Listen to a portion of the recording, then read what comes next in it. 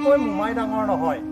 এই কথাষাৰ কোনে কেতিয়া কিয় কৈছিলে প্ৰত্যেকজন অসমীয়াৰ ৰন্ধে ৰন্ধে প্ৰবাহিত হৈ আছে।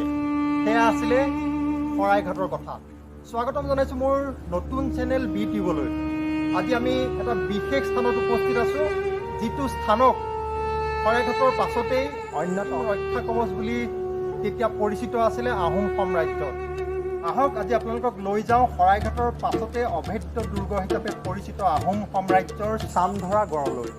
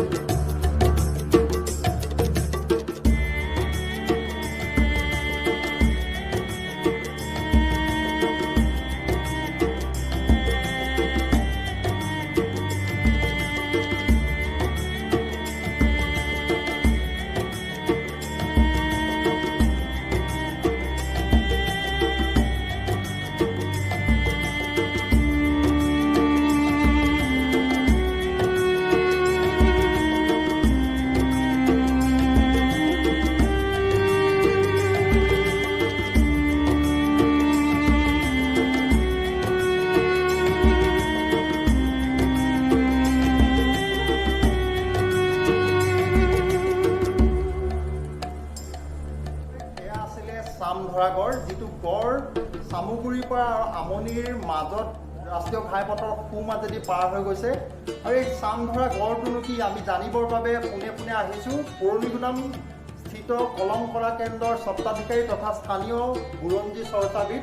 আমি তেখেতক প্ৰথমতে আমাৰ চেনেললৈ স্বাগতম জনাইছোঁ। আপোনাক স্বাগতম জনাইছোঁ মোৰ নিজা চেনেল বি টিউবলৈ। আমি আপোনাৰ পৰা পোনে পোনে জানিব বিচাৰিছোঁ একচুৱেলি চামধৰা গড় কি আছিলে। চামধৰা গড় হ'ল আহোম সাম্ৰাজ্যৰ এটা ৰক্ষা কৱচ বা প্ৰাচীৰ এটা গড়। সেইটো গড় ইফালে সদাশিৱ পাহাৰত লাগিছিলে, ইফালে আমাৰ ব্ৰহ্মপুত্ৰৰ কাষত লাগিছেগৈ। এই গড়টো ঐতিহাসিকভাৱে অত্যন্ত গুৰুত্বপূৰ্ণ, কাৰণ মোগলসকলক ভেটা দিবৰ কাৰণে প্ৰতাপ সিংহ স্বৰ্গদেৱে এইটো 1615 খ্ৰীষ্টাব্দত নিৰ্মাণ কৰাইছিলে। আৰু তাৰ নিৰ্মাণ কাৰ্য ইমান সুনিপুণ আছিলে, তাত সৈন্যসকল ইমান সুন্দৰকৈ লুকাই থাকিব পৰাৰ ব্যৱস্থা আছিলে যে বাহিৰৰ যিসকল আক্ৰমণ কৰি আছে তেওঁলোকে পিছত দেখি পেলাই এইটো আচৰিত হৈছিলে। আৰু এই গড়টো কোৱা হয় যে মানাহত যদি বা মানাহৰ যিটো ওচৰৰ পঞ্চৰতন, তাত যদি কিবা কাৰণে আমাৰ অসমীয়া সৈন্য ধৰি পিছলৈ, তেতিয়া দ্বিতীয়টো ঢাপ আছিলে গুৱাহাটী শৰাইঘাটৰ এৰিয়া। তাত সৈন্য সামন্ত আছে, কিবা কাৰণে যদি সেই সৈন্য সামন্তক শত্ৰুৱে ঘূৰাব পাৰে, বিশেষকৈ মোগল, তেতিয়া আহি পেলাই তেওঁলোকে আহি ব্ৰহ্মপুত্ৰ আহি এই স্থানত মানে উপস্থিত হোৱাৰ সুবিধা। এইটো স্থানত যদি কিবা কাৰণে তেওঁলোকে পাৰ হ'ব পাৰে, তেতিয়াহ'লে আহোম ৰাজ্যত প্ৰৱেশ কৰিবলৈ সুচল। গতিকে সেইকাৰণে খুব শক্তিশালীভাৱে এই গড়টো নিৰ্মাণ কৰা হৈছিলে।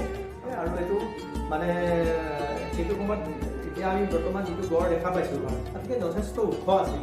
এইটো গড়ক খহি কৰি বিভিন্ন সময়ত কেইবাশ বছৰ পাৰ হৈ আহিলতো, গতিকে সি খহি পেলাই যথেষ্ট তললৈ গুচি গ'ল।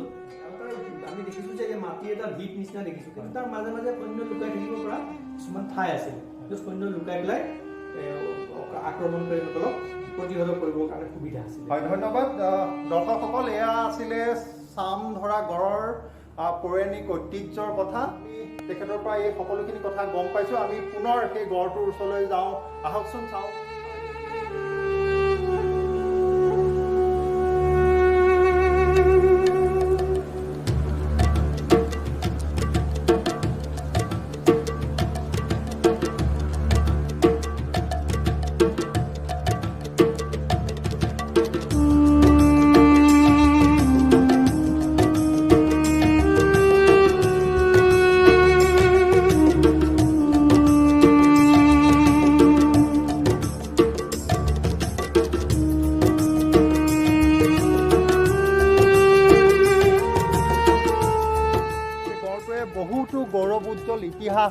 অসমীয়াৰ ইতিহাস বুকুত সামৰি এনেধৰণে ইয়াত আচলতে বিদ্যমান হৈ আছে। আমি দুজন বন্ধু আহিছিলোঁ আজি গড়টো চাবৰ কাৰণে। বন্ধু কেনেকুৱা লাগিছে? আগতে ৰাস্তাৰ কাষেদি যাওঁতে ঘৰটো দেখিছোঁ, কিন্তু ইয়াৰ ভিতৰৰ চোৱাৰ আমি দেখা নাছিলোঁ। আজি প্ৰথমবাৰৰ কাৰণে আহিছোঁ চাবলৈ, বৰ ভাল লাগিছে। এটা বুৰঞ্জী প্ৰসিদ্ধ গড়, ইমান এটা ডাঙৰ মাটিৰ আকাৰ দিয়া, মানুহে নিজেই কৰা, এইটো আমাৰ এতিয়া আমি ভাবিলে কিন্তু অসম্ভৱ নিচিনা নালাগেনে বাৰু? সেইটোৱে তেখেতসকলে কেনেকুৱা লাগে? সেই মানুহবোৰে কেনেকৈ কৰিছিলে? সেই মানুহবোৰে ইমান কষ্টৰে একেবাৰে আমাৰ কাৰ্বি আংলং পাহাৰৰ পৰা আদি কৰি ব্ৰহ্মপুত্ৰলৈকে যিটো ঘৰ, ইমান ডাঙৰ এটা ঘৰ মাটিৰে বনাইছে। এতিয়া চাগে আমাৰ যদি মানুহে কৰিবলৈ যাওঁ এতিয়াতো বহুত বছৰ লাগি যাব। আমি এইটো ক'ব পাৰোঁ নেকি, অসমীয়া মানুহৰ জাতীয় চেতনা বা নিজৰ দেশখনক নিজৰ জাতিটোক ৰক্ষা কৰাৰ প্ৰৱণতা খুব বেছি আছিলে। এইটোৱে আছিলে যে আচলতে আহোমসকলে কিমান কষ্টৰ বলত আমাৰ অসমীয়া জাতিটো আজি আমাৰ ৰক্ষা কৰি ৰাখিছিলে এটা সময়ত। সঁচাই মানে তেখেতসকলক এতিয়া আমি স্মৰণ কৰিবই লাগিব, সদায় তেওঁলোকৰ ওচৰত কৃতজ্ঞ হৈ থাকিব লাগিব। কিন্তু এতিয়া গড়টোক সংৰক্ষণ কৰিব লাগে, চৰকাৰে সংৰক্ষণ কৰি সুন্দৰ ভালকৈ গড়টো যাতে বেলেগ মানুহক গম পাওক, যাতে অসমীয়া আহোমসকলে যাতে গড়টো ইমান ডাঙৰ এটা গড় এনেকৈ বনাইছিলে, সেইটো যাতে গোটেই ভাৰতৰ লগতে গোটেই পৃথিৱীয়ে গম পাওক। এটা ঐতিহ্যপূৰ্ণ ঠাই। নিশ্চয়কৈ আচলতে শৰাইঘাটৰ গড়ৰ কথা সকলোৱে জানো, লাচিতৰ মুখতে ওলাইছিলে, দেশতকৈ মোমাই কেতিয়াও ডাঙৰ হ'ব নোৱাৰে। আৰু সেই আত্মীয়তাৰে, সেই দেশপ্ৰেমেৰে উদ্বুদ্ধ হৈ চামগুৰি আমনিৰ মাজতো এইটো এটা চামঘৰ নিৰ্মাণ কৰিছিলে, যাতে শৰাইঘাটত যদি কিবা কাৰণত অসমীয়া সৈন্য পিছুৱাই আহিব পাৰে তেতিয়া ইয়াত ভেটা দিব পাৰিব। আৰু এইটো আচলতে আহোম সাম্ৰাজ্যৰ এটা গৌৰৱ উজ্জ্বল ইতিহাস। আৰু ইয়াক সংৰক্ষণ বা ৰক্ষণাবেক্ষণ দিয়াৰ দায়িত্ব আমাৰ সকলোৰে আছে। সকলোৱে এই গড়টোৰ ওপৰত জনা দৰকাৰ। সেইকাৰণে মই আজি মোৰ ব্লগত, মোৰ নতুন চেনেলটোত আচলতে এই গড়টোক দেখুৱালোঁ। ক'ৰবাত যদি ভুল ভ্ৰান্তি হৈছে তেতিয়াহ'লে আপোনালোকৰ মাজৰে এজন নৱ ইউটিউবাৰ হিচাপে, নতুন ইউটিউবাৰ হিচাপে যাতে ক্ষমা কৰি দিয়ে, তাকে আমি আহ্বান জনাম।